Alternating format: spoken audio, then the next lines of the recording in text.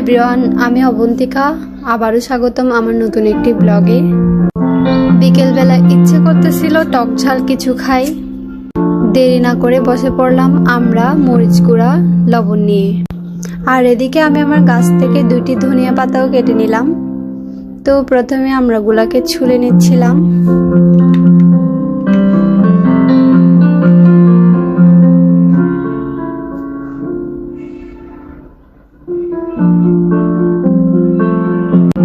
আমার আমড়া ছুলার পর্ব শেষ। এবার আমি আমড়াগুলাকে পিস পিস করে কেটে নিব।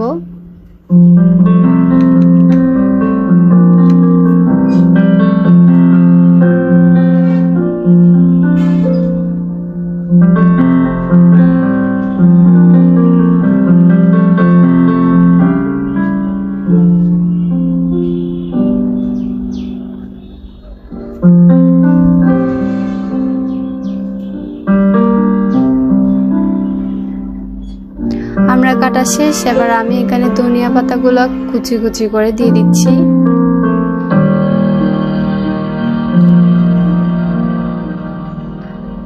তো এবার আমি এখানে দিয়ে দিব মরিচ গুঁড়া আর লবণ। এই তো আমার আমড়া মাখাটা রেডি খাওয়ার জন্য একদম। এখানেই শেষ করছি আজকের ভিডিওটা। পরবর্তীতে দেখা হবে নতুন কিছু নিয়ে। ভালো থাকবেন।